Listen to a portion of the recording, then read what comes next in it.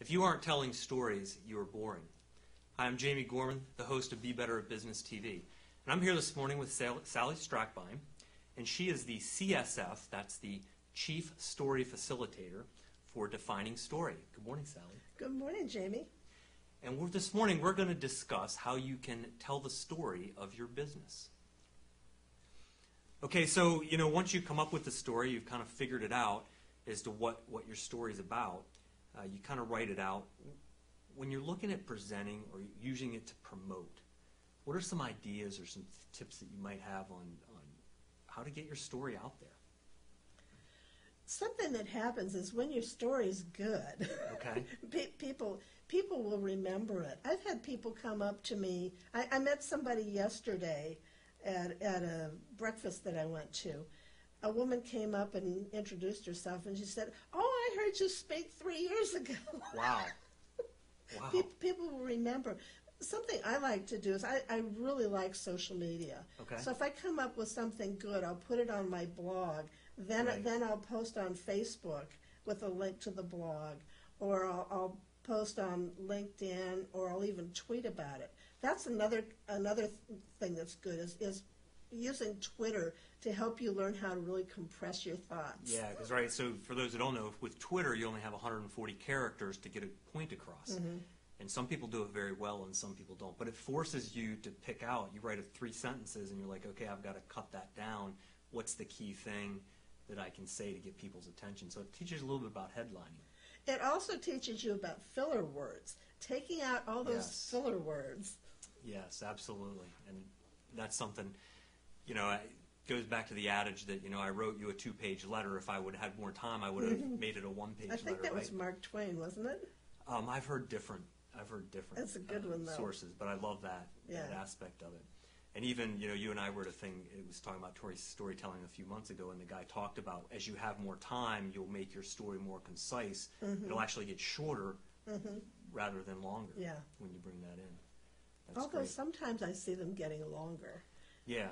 Because there's sometimes when you try your story out with an audience, and you see some blank stares, and there's a piece where you know what you're talking about, but they need more information to understand what you're saying. Right. Well, let's talk about that aspect of it in practicing your story.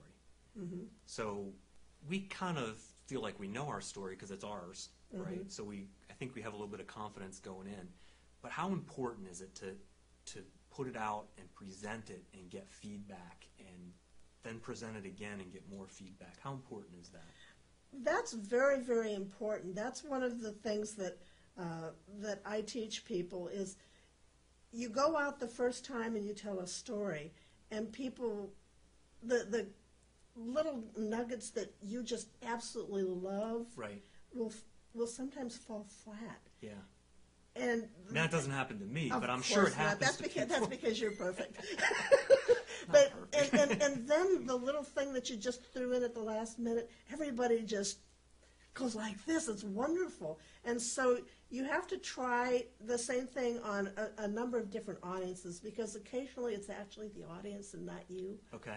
Most of the times it's you, but sometimes it's the audience. So if you have a key piece that nobody's reacting to, just throw it away. Okay.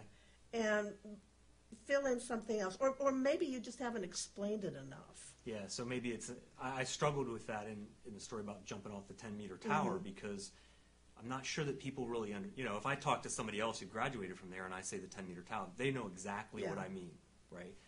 But it was tough to kind of in few words explain that aspect of it. Well, and that's why this morning I realized that I didn't really understand it either. I actually was on a diving team when I was in high school, but I never did anything that high. And so I wanted to get a feel for it. And so I thought, I'll bet it's a 3-story building. So I went out on the internet and found out how tall a 3-story building is, and that's almost exactly how tall it would be. And everybody can visualize a 3-story building. Yes. 10 meters, no. 3-story building, yeah.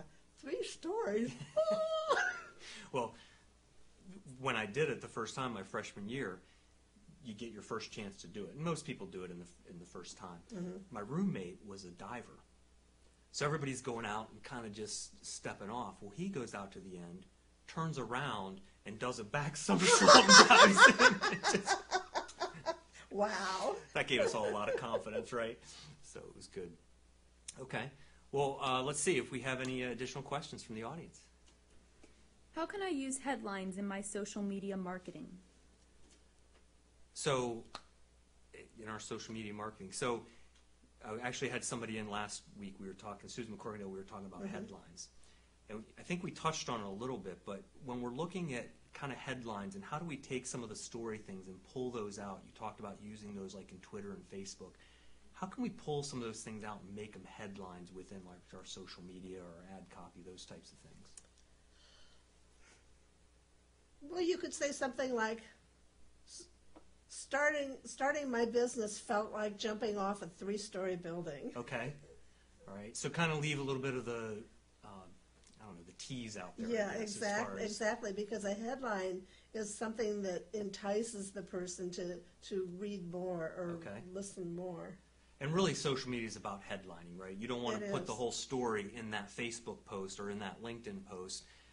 You want to catch people's attention, get them to click, get them to read more, get them, kind of draw them in a little bit. Yes, and social media isn't about just what you do on social media. It's about getting them to your website or getting them to pick up the phone and call you. But usually people don't pick up the phone and call you. They go from social media to your website, and that's why your website has to have your story, and that goes in the About Us page usually. Yeah, and you can do that, writing that out, or actually getting a video. Yeah, and yours especially would lend itself beautifully to video.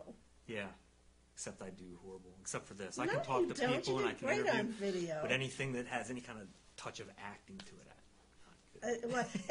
but I don't call it acting. I call it being. Okay. Because you were there. When you take yourself back there and you relive that moment and you allow the audience to go there with you, you're not acting. You're just being. Right.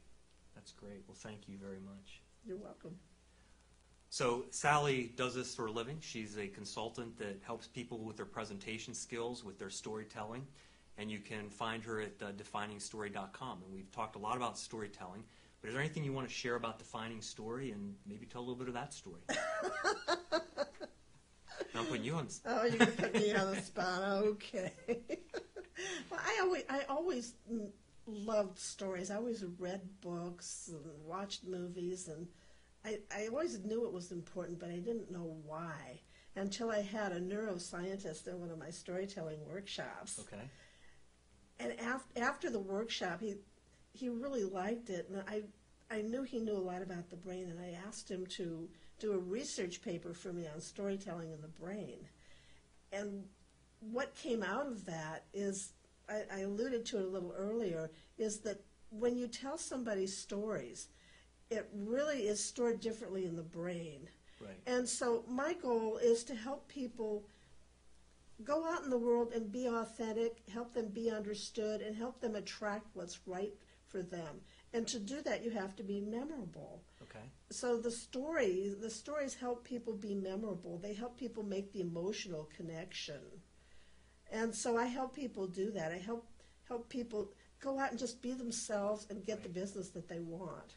But kind of thinking through that aspect of, if you kind of have that in the back of your mind, when those situations come up, you have those prepared and you've been able to do that. Yes, they really need to be prepared because most people can't just off the top of their head tell a well-formed story.